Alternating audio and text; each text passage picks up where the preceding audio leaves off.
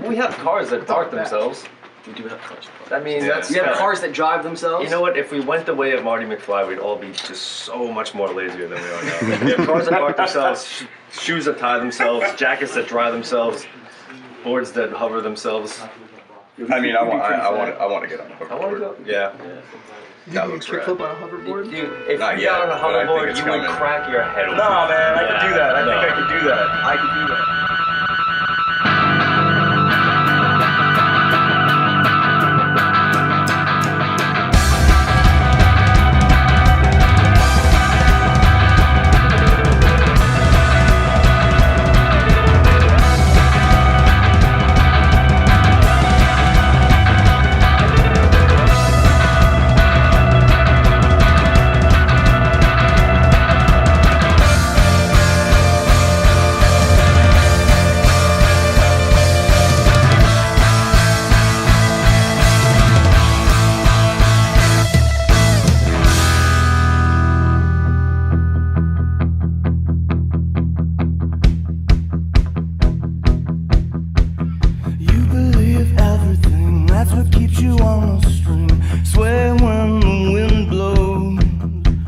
Just like the gallows, you entertain and they let you drop. Suffocate, smother you, that's exactly what they'll do when they see you breathing. When they see you breathing.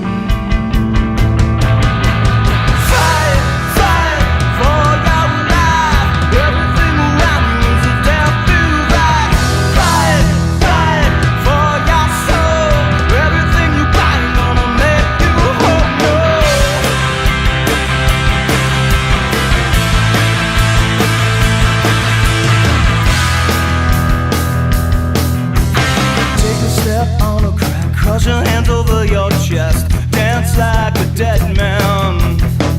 Dance like it's your last night. Fight, fight for your life. Everything around you is a death to rise. Fight, fight for your soul. Everything you buy is gonna make you whole.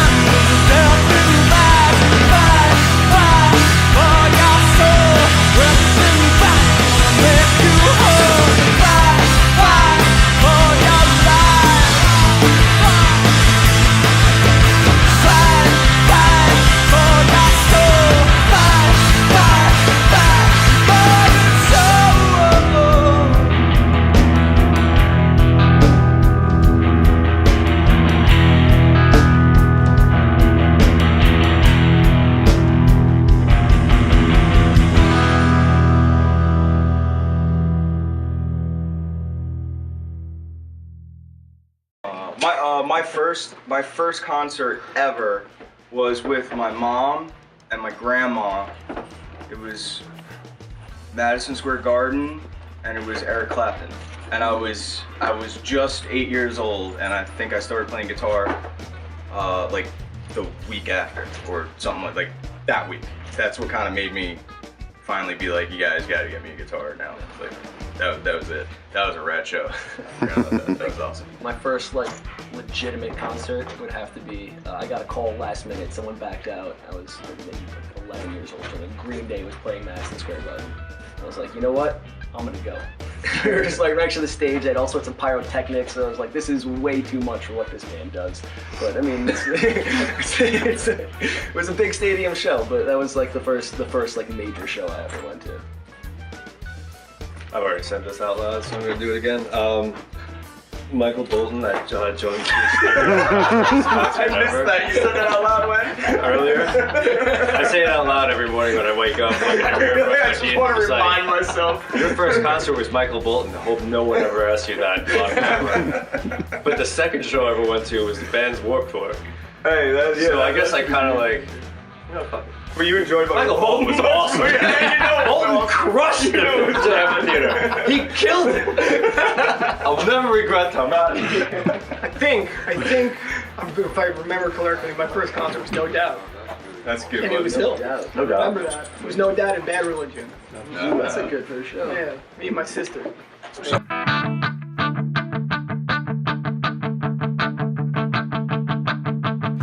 I grew up a little bit on a hopeless night. The best time I ever had was on a hopeless night. I got my bad attitude on a hopeless night. There's always hopeless nights. I want a hopeless night. Our favorite part of school was in the back at night with no one around. We made our own rules. We laughed, we fought, we learned our own little lesson. Jump into the creek, get away from cops as we let them chase us. Lighting fires for fun. We look into the flames like in the mirror. I grew up a little bit on a hopeless night. The best time I ever had was on a hopeless night. I got my bad attitude on a hopeless night. There's always hopeless nights. I'm on a hopeless night. Rolling dice off the walls, the streets would echo loud with yells and laughter. Sometimes I would win and have some loot to spend on all the wrong things. They never invite us to parties that they would have at their parents' houses. They were better off, cause all we'd want to do is turn up their houses. I grew up a little bit on a hopeless night. The best time I ever had was on a hopeless night. I got my bad attitude on a hopeless night. There's always hopeless nights. I want a hopeless.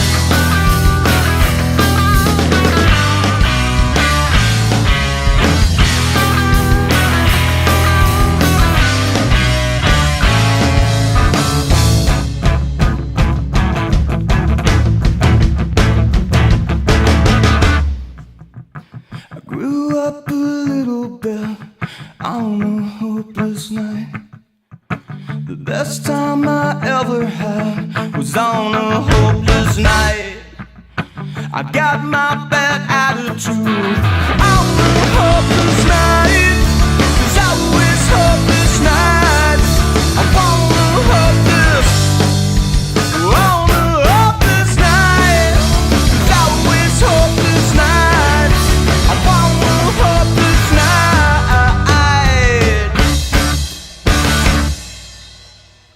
Each one of your top two influences. Beastie Boys, all of their work, like them as a group, and Doesn't have to be music. Beastie Boys, them as a group, and everything that they've done, like whatever, and the New York Rangers. Wow, all right. I don't even know where to go after that. I don't even know what I like anymore. That was weird.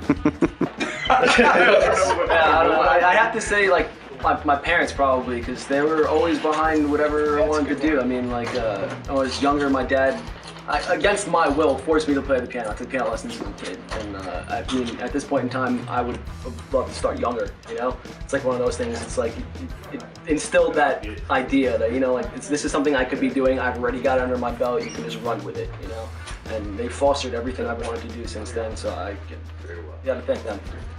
Yeah, I definitely got punk rock from my dad. Grew up listening to Ramones.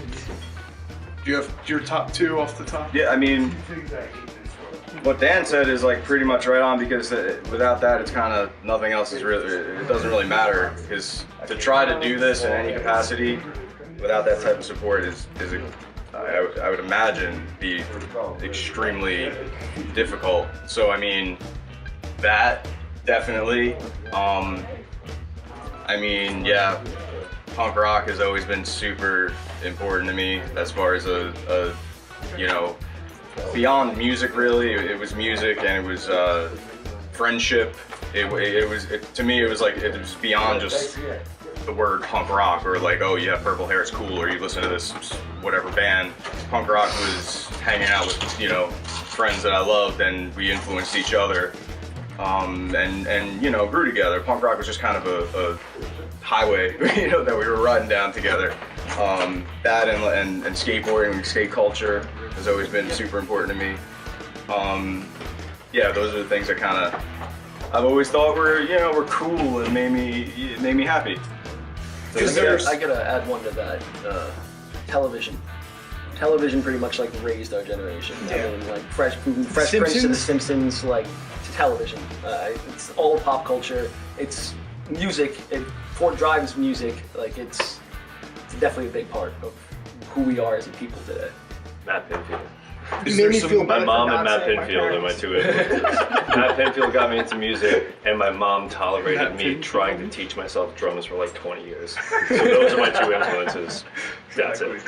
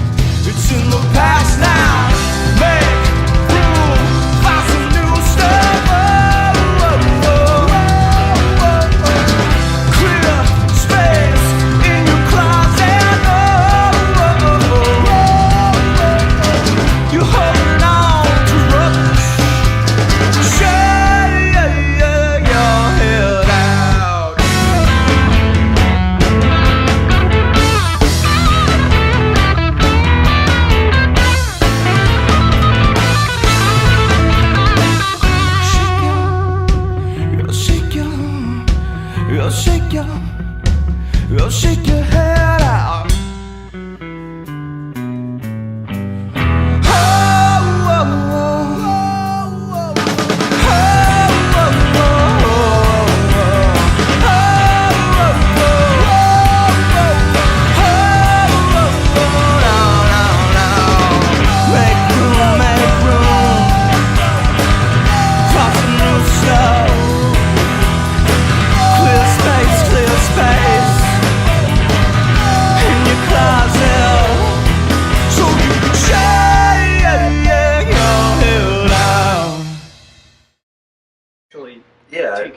to support music.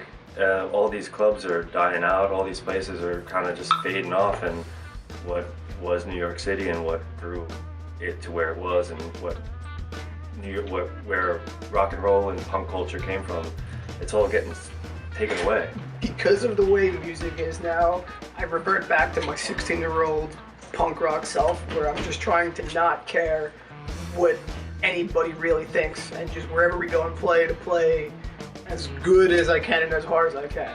And on the other hand, with the saturation, I think it's just that, as much as I think technology is awesome, I think that there's too many people who have no business doing it, and that's what saturates it, and that's why people don't want to see music, because when they do go to see music, it's somebody who's been playing for 10 minutes and, doesn't know how to tune or something like that. We've just been doing this for such a long time, and there are so many genres and all that stuff. It's just play what you know, play rock and roll. It's feeling. Yeah, you play what you feel, and you're not playing to what's popular, or you're not playing to what. Well, you do want to play what other people want to hear, but you want to make sure it sounds good first to you. It makes you feel like you want to go out and play that song or that set every night, and it still never loses feeling for when you first started playing it. It's the reason why we all start. I mean, you love to play, and you just want to continue doing it. And being with a group of guys you enjoy playing with is nothing more you could ask for when playing. Like being on stage, just Being getting able to the to do songs. this, Exactly, yeah. I think regardless of genre, if it comes off as being real, in the sense like Dan was saying, that you're having fun, you're working hard, you're trying to create something that's hopefully relatable to somebody, then you have a better chance of people liking it. If it's if you're trying so hard to fit into a specific mold because you love this one band, or you think that one song on the radio is the wave of the future as far as music goes, I feel like that's when you kind of fall flat, and people see through that. Like writing for the sake of writing instead of just writing, and just trying to hone your craft and make it as good as it could be. That's especially nowadays. I think the way to go is to just write and play and record and just let it be what it is, and not actually force it. Let it happen naturally. And if it's real, someone's gonna like it. Maybe not a million people, but someone, maybe, hopefully. It's all on that organic kick. It's got to be organic. It's got to come from naturally. I think you could walk into any rock club and within 30 seconds see a band on stage and feel that they're doing it the way it should be done, and you'll feel it, and that's music, that's art, that's it.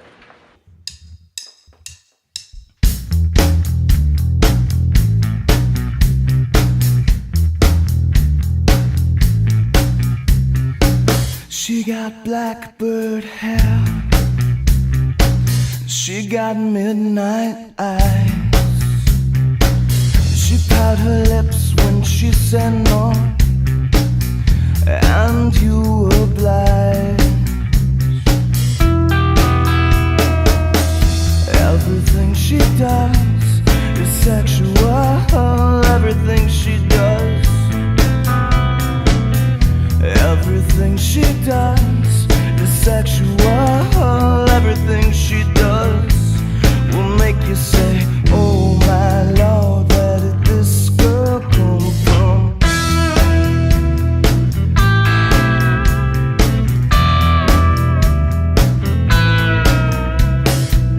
She moves like a cat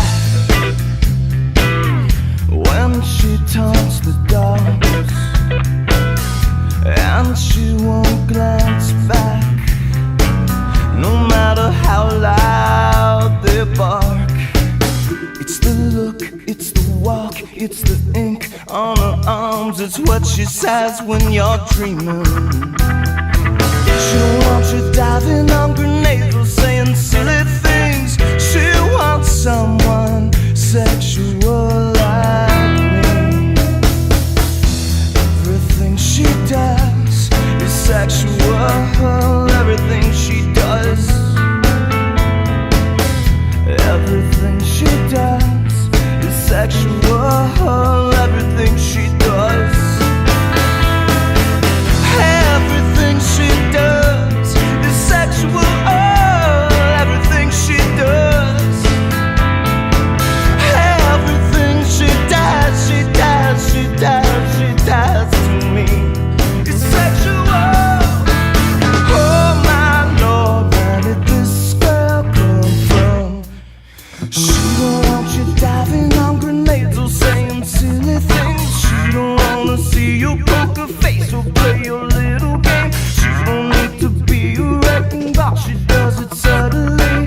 She wants someone sexual like me. Everything she does is sexual. Everything she does. Everything she does, oh, what she does to me. The things she does, the things she does to me. What she does is sexual. The things she does, the things she does to me. It's sexual. My Lord, where did this girl come from? A lot of the times I just have, like, if you look on my iPhone, I have probably like 700 melodies and riffs, like, you know, like 12 seconds each or something like that. And what's been happening lately is I'll write songs from a 12-second snippet that was from like 2 years ago that when I did it, I was like, oh my God, like I don't like that at all or whatever, or it's just like a throwaway. I just, you know, and then you re-find it and it's almost like someone else wrote it. So you're far enough away from it to be like, oh, I do like that. And then for me, that's way easier. It's a springboard to be able to finish something because I'm far enough away from it to, you know, think that it's cool enough to work on.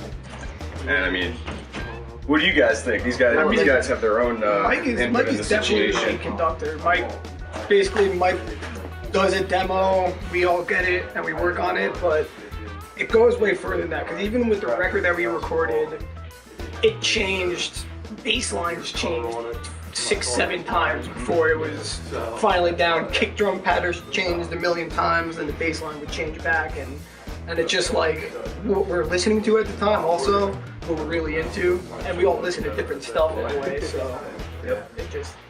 We're super, I know I am at least, super duper opposed to the thinking and that like the spark of your song that got you to write it, you know, that one riff or whatever is the only way it could ever be and is the way that it has to be. I feel like when bands do that, they never improve on what they're doing. It's an art form and it's never, you know, you may love it right at first, but you could always make it more relatable to people or always make it better. So yeah, to us, it's like we're not afraid to completely chop down a song and rebuild it, chop it down, rebuild it, and when it's right, you know when it's right.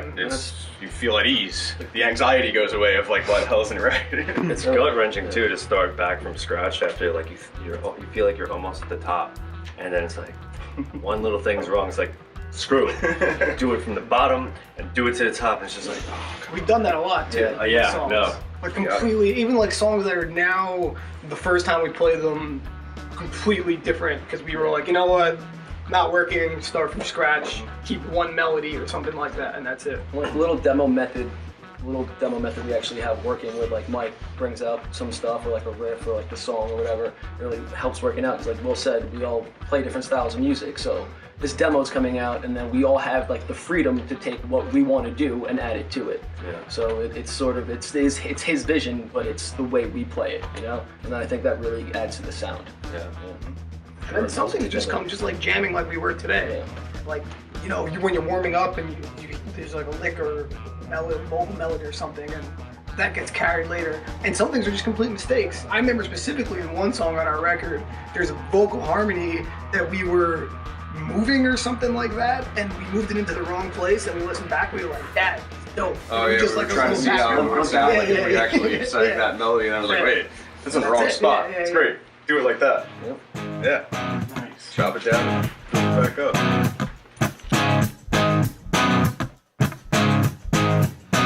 I bark at my fears when I should bite. I'm so close to wrong, that I'm almost right, yeah. I heard every word in that song you posted. It made me aware, I think that you're on to something. I think that you're on to something. I think that you're on to something. You're right, not wrong, you stay so low. I need you to keep me up. You're right, not wrong, you stay so low. I need you, I need you, I need you to see. For you I bleed. Oh, you, through and through.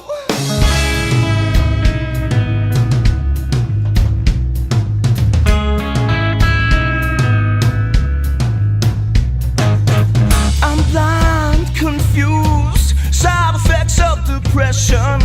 When I reflect, I think that I'm on to something. I think that I'm on to something.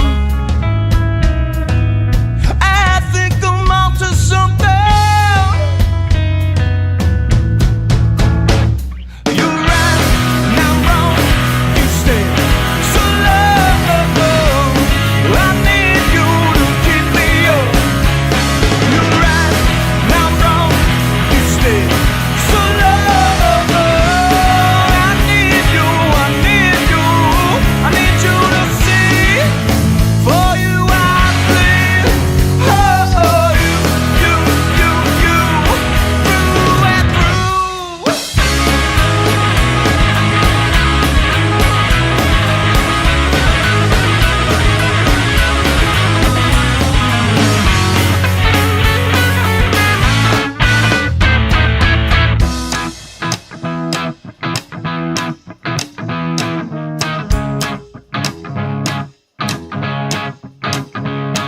You're right, and I'm wrong.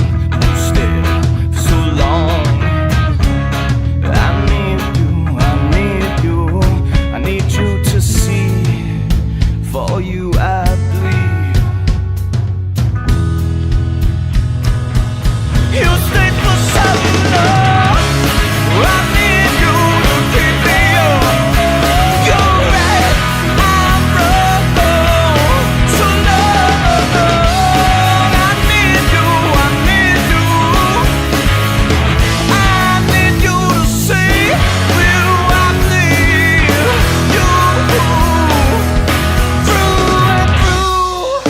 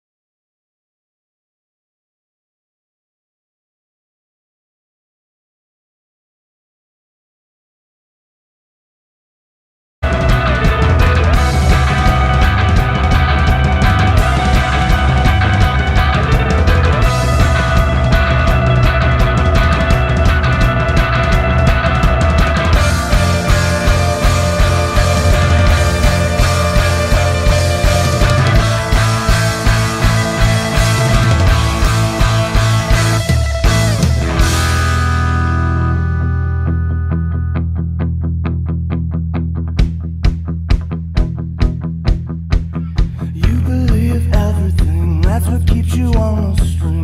Swear when the wind blows, just like. We have cars that park themselves. We do have cars. I mean, that's. We have cars that drive themselves. You know what? If we went the way of Marty McFly, we'd all be just so much more lazier than we are now. We have cars that park themselves, shoes that tie themselves, jackets that dry themselves, boards that hover themselves. I mean, I want to get on a hoverboard. I want to go. Yeah. You That can looks kickflip rad. on a hoverboard? If Not you yet, got on a but I think hoverboard, it's you would coming. crack your head open. No, man, I could do that. I No. think I could do that. I could do that.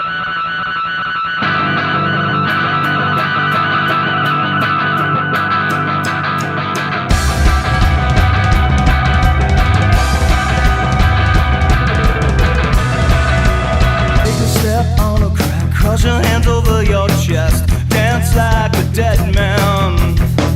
Dance like it's your last night. Fight, fight for your life. Everything around you is a death device. Fight, fight for your soul. Everything you find gonna make you humble.